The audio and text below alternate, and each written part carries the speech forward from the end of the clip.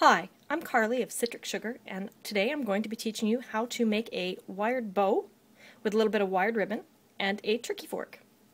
Why use a turkey fork?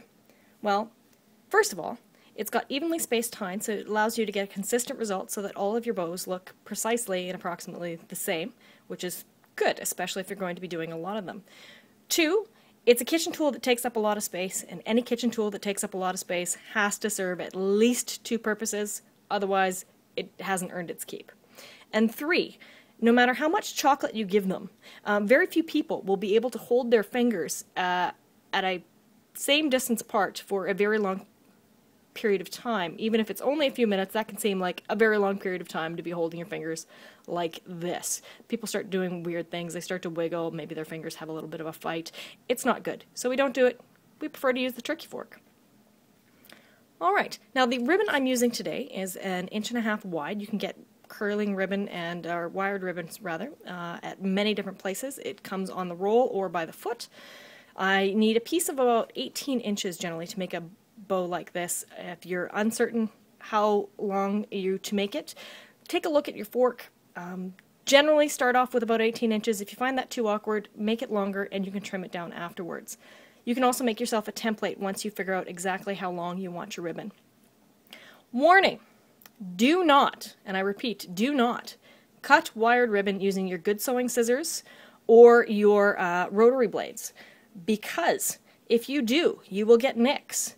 While you might want a nick or two at your party, great guys to hang out with, you do not want nicks on your sewing blades. Not nearly as much fun, and they will only do damage. So use your craft scissors or your multi-purpose scissors. Don't use your good sewing scissors. Okay. The great thing about a turkey fork too is you've got this handle, so if you wanted to do a bunch of these, this provides a gripping spot. If you're going to sit down on the couch and do a bunch of these, just slip that handle between your knees and that will provide a stable spot for you to tie your bow. First thing we want to do is we want to wrap our ribbon around our fork. We get it approximately the same length on either side. Pinch it in the middle. Then you want to take the piece that has gone under, over the top, and down through those spots in the middle there. So you've got your two tines, take it over the top, down through the middle. Then you just want to finish tying your bow. Now the knot is in the middle. You don't have to worry if that's too messy because that's going to become the back side of the bow when we're done. This is your time when it's on the fork and looks kind of messy right now. It doesn't look like much. That's all right. You want to make sure that your bow or your knot is sort of centered in the middle, that you've got even sort of loops on either side, that your tails are pretty even. They look pretty good to me, so I'm going to slip that off. I'm going to flip my bow over, and then I'm going to proceed to just round out my loops, fluff them up a little bit, make them pretty. You can bend your tails a little bit, give them that crinkled Rockwellian effect. And there you have it, a pretty bow for putting on your packages, just like this one here.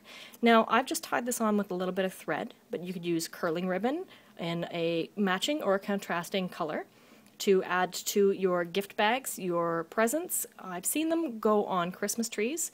A lot of people like to decorate that way. Another way to use them is to put them on floral picks and then stick them into your floral arrangements. There are lots of different applications for these. I'm sure that everyone out there will be able to come up with at least one or two that I haven't. And they're very, very pretty. Another thing that you can do with them is you can use fabric. You can use fabric to do this. Just cut them with a pinking blade so that the edges don't fray. The only thing about using fabric is that your ugly knot that we managed to hide on the back of these ends up on the front.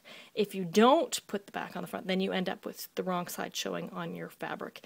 But that's all right because a little bit of a knot looks kind of rustic. So there are other purposes for these too. They don't fluff up as much as the wired ones do, but that's all right too, depending on what you need them for. So there you go. There is how you make a wired bow using a little bit of wired ribbon, some fabric, and a turkey fork. Thank you so much for visiting me today and listening to this presentation, and thank you so much to Mario for hosting. Have a wonderful, wonderful day, and good luck with all your bow ties.